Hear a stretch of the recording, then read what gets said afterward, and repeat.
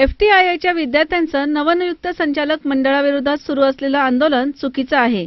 नव्या संचालक मंडळास वर्षभर काम करण्याची संधी द्यावी। या वर्षभरात संचालक मंडळाने संस्थेसंदर्भात चुकीचे निर्णय घेतल्यास विद्यार्थ्यांनी खुशाल आंदोलन करावं। त्या आंदोलनास आम्हीही पाठिंबा देऊ।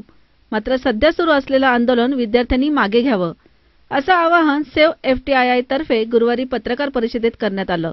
की आता जी संस्थेत स्थिती निर्माण झालेली आहे गोंधळाची, या गोंधळाच्या स्थितीमुळे आम्ही एकत्र आलेलो आहे की हा जो संप चालू झालेला आहे आणि तो ज्या कारणासाठी चालू झालेला आहे, विद्यार्थ्यांना पाहिजेले एक आणि त्यांची अपेक्षा एक, डिमांड एक करतात, मुख्य ते गल्लत करतात। तर हा एक छोट्याशा मुद्द्यासाठी एवढा संप करणं हे चुकीचं आहे असं आम्हाला वाटतं। म्हणून मी ते आपल्या माध्यमातून त्यांना विनंती केली की परत संप मागे घ्या, परत वर्गात जा।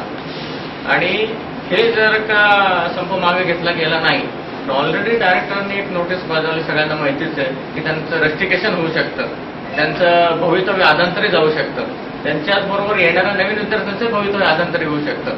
इन्स्टिट्यूटबद्दलही अनेक मीडियातनं सुलट बातम्या येत आहेत, तर इन्स्टिट्यूटला कुठलाही धोका पोहोचू नये, इन्स्टिट्यूटचं गेलेलं वैभव परत मिळावं, यासाठी आम्हाला एकत्र याची जरूर वाटली आणि त्यासाठी सेव्ह FTI या नावाने आपण म्हणलं प्रत्येकाची जी मत आहे ती आपण एक्सप्रेस करू। यासाठी आम्ही गव्हर्निंग काउन्सिलबद्दल काय?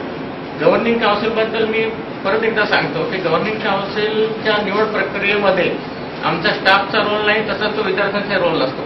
त्याच्यामुळे त्यांनी ज्यांना अपॉइंट केलेलं आहे त्यांना तुम्ही एक रोडमॅप द्या, काय काय पॉईंट्स आहेत तुम्ही मगाशी डिटेलमध्ये सांगितले की ते रोडमॅप द्या, त्याला एक टाइम फ्रेम द्या आणि ते त्याच्यात जर का ते डिलिव्हर करू शकले नाही, ती कामं केली नाहीत, इन्स्टिट्यूटच्या हिताच्या विरुद्ध निर्णय घेतले, अभिव्यक्ती स्वातंत्र्य त्यांच्यात मिळालं नाही, तर तुम्हाला आंदोलनाचा हक्क आहे, स्ट्राईक करायचा हक्क आहे, आम्ही सुद्धा त्यांच्यावर बरोबर। संस्थेचे कामकाज प्रशासनाच्या हाती असेल, त्यामुळे विद्यार्थ्यांनी आंदोलन मागे घेऊन या संचालक मंडळास काम करण्याची संधी द्यावी। त्यांना संधीच दिली नाही तर त्यांच्या कामाचा निकष कसा लावता येईल?